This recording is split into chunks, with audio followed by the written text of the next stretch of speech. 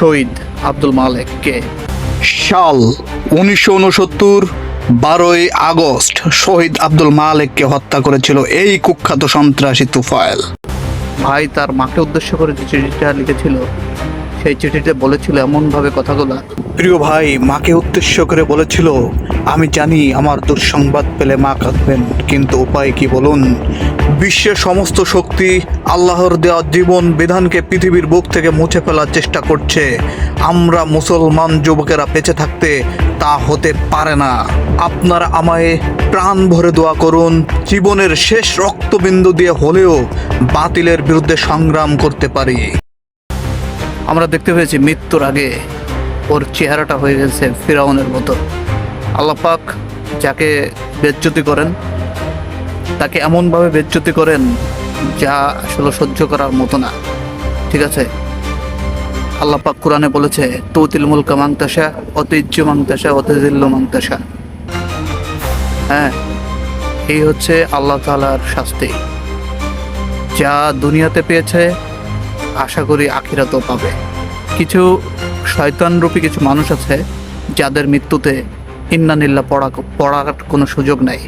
এই ইন্নানিল্লাহ সবার জন্য পড়া যায় না, তার মধ্যে এই কুখ্যাত সন্ত্রাসী একজন। এই শহীদ ভাইকে যে হত্যা করেছিল এই কুখ্যাত সন্ত্রাসী, সরোয়ার্দী উদ্যানে তার মাথায় ড্রিল মেশিন দিয়ে ড্রিল করে তাকে হত্যা করেছিল। এ আমার জাতি এত দ্রুত ভুলে গেলে কিভাবে হবে বলো? সারা জীবন যে আলেমদের উপরে অত্যাচার, নির্যাতন, নিপীড়ন চালিয়ে এসেছে, ওর শেষ মুহূর্তের হৃদয়টা ওই আলেমের দ্বারাই হয়েছে। তাছাড়া ওর লাশটা বেওয়ারিশের মতো পড়ে থাকতো, একজন আলেম ওর জানাজাটা পড়িয়েছে। সব কিছু ভুলে গিয়ে একটা মানুষের সাথে কখনো শত্রুতা থাকে না, সেই জায়গা থেকে ওই আলেমটা ওর জানাজাটা পড়িয়েছে। ঠিক আছে, আমার কাছে মনে হয়েছে ওই আলেমটাও অন্তর থেকে ওর জানাজাটা পড়ায়নি। কেউ মনে কষ্ট পাবেন না। আসলে বাংলাদেশে এমন একটা দেশে জন্মগ্রহণ করেছি যে দেশে মানুষ হত্যা করলে তার কোনো বিচার হয় না।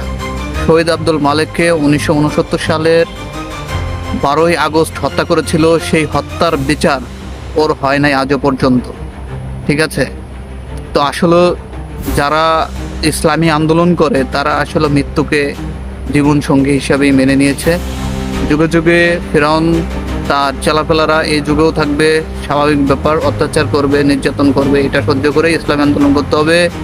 এটা জেনে বুঝে এই লাইনেই হেঁটে চলেছি। ইনশাল্লাহ এরকম পরিস্থিতি আমাদেরও আসতে পারে, মোকাবেলার জন্য সর্বদা প্রস্তুত। আসসালামু আলাইকুম ওয়া রাহমাতুল্লাহি ওয়া বারাকাতুহু।